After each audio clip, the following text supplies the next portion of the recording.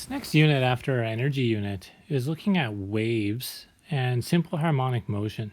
This unit starts to lead into physics 30 when we look at light and electromagnetic radiation, which exhibits some of these properties that we're going to look at in this unit. This week, we're going to look more at some of the definitions and relationships between different types of waves and start building our knowledge from there.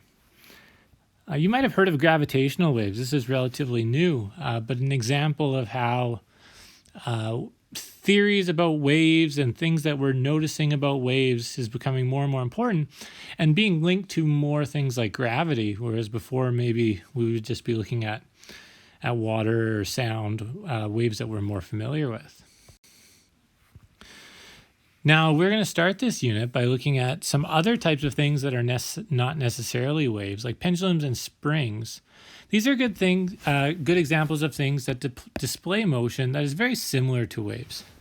If you think about a wave and the motion of a wave, you have this simple repeating motion that happens over and over and over again. That's called simple harmonic motion, and it is similar to the type of motion that we see with things that have repetitive motion. So like a weight on a spring oscillating back and forth, or a pendulum going side to side, having potential, then kinetic, potential, kinetic. Simple harmonic motion is a type of repetitive motion where there's a restoring force that's proportional to the displacement. What that means is that if we were to take a pendulum, right, and we move the pendulum this way, so there's our displacement. The further I go away, the greater the force is. Right? If I only move it a little bit from equilibrium, that force is less than if I move it far away. That's what that statement's talking about. Now, you will be asked to look at some different points when it comes to this type of motion. Thinking back to last week, the one thing we know is that the starting point and this end point, right, it has all potential energy. And so maximum potential energy at those points. And then in the middle, it's all kinetic energy.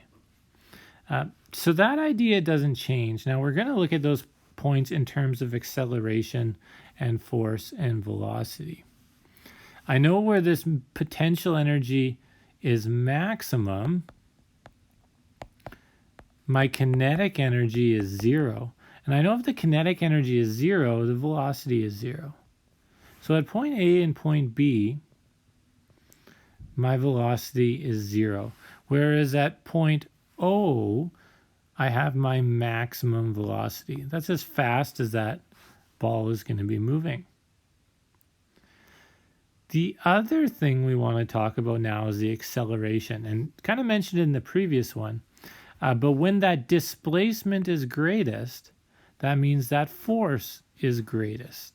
So there's a greater acceleration acting on that ball. And if you think about it in 2 dimensions, gravity is always acting down, but there's more of a component of gravity acting on that ball there. And so there's a greater force. As the ball gets here, well, now this gravity is not accelerating the ball anymore.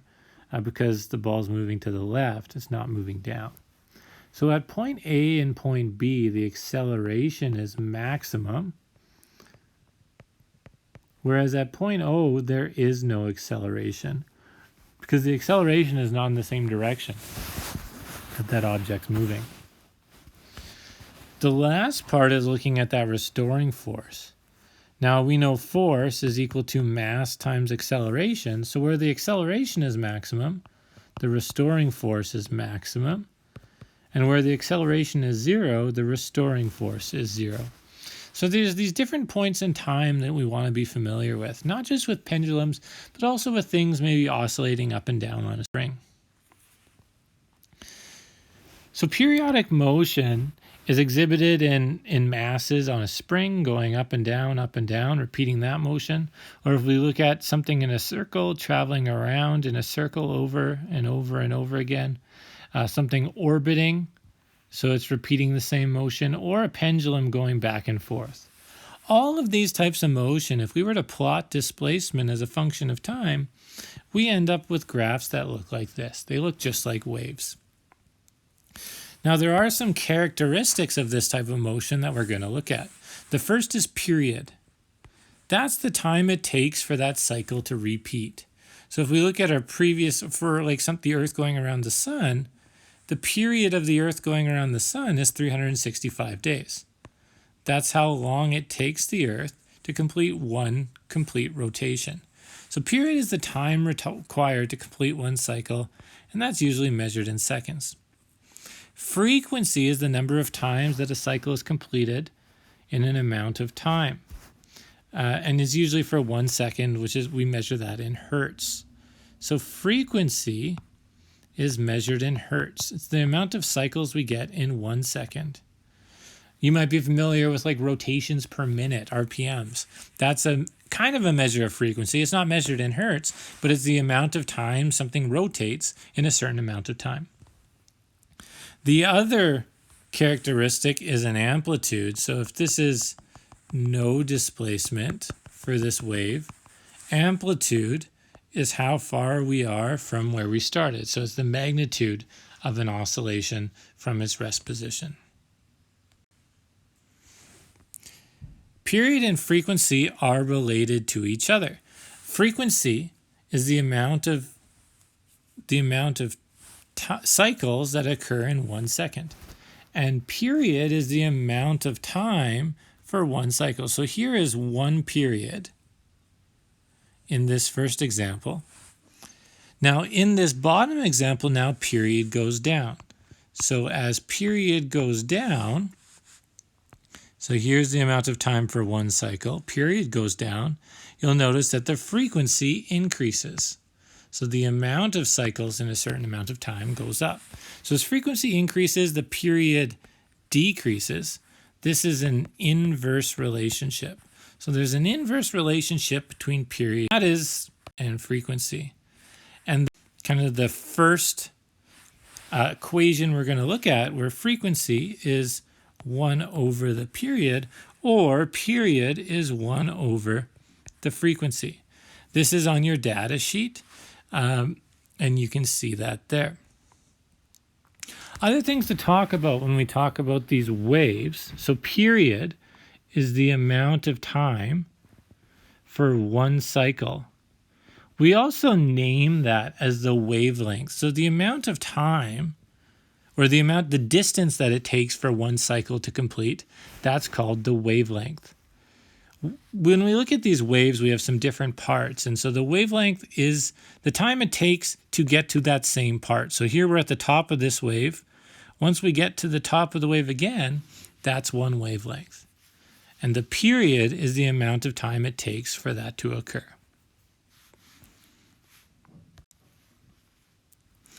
So objects oscillating in simple harmonic motion have some characteristics that are eerily similar to physical waves. If we were to look at this spring going up and down and time were to continue, we end up with this graph that looks like a wave. Now we are also going to talk about waves, and we'll talk about some of these different parts in just a second. But first, let's just look at some calculations with frequency and period. So period is 1 over the frequency. So here we have a figure skater, and we want to find the period of the figure skater's spin. It says the frequency of 2 hertz. Now, if we have frequency in hertz, that's what we want. The one thing to be careful of, sometimes it's like rotations per minute. If you have rotations per minute, we want to turn that into hertz. Rotations is the amount of cycles in 60 seconds. By doing that, then we would have hertz, which is the amount of cycles in 1 second. That's what a hertz is. So my period is 1 over my frequency. My frequency is 2 hertz. So if I have a frequency of 2 hertz, the period, the time for one cycle, is 0.5 seconds. Now, if I were to spin like this for 10 seconds, how many rotations would occur? Well, period, this is the time for one rotation all the time. That's what period is. So if I wanted to know the time for 10 rotations, Well, then that's going to be 10 times my period.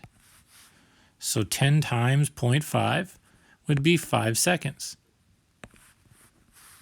So there's a simple relationship between period and frequency, and we'll have to make that shift all the time. Now, when we look at waves, we're going to be focused on mechanical waves. Now, mechanical waves are called that because they actually need a medium to move through. And there's two types of waves that we want to look at. So the first type of wave is called a transverse wave. And in this wave, the direction that the wave moves is perpendicular to the direction that the particles move. That's a transverse wave. So particle movement is up and down, and the wave actually moves in that direction. The other type of wave is this bottom example, where now the wave moves in this direction, and the direction of the particles is parallel to that. That is called a longitudinal wave. So we have transverse waves, we have longitudinal waves.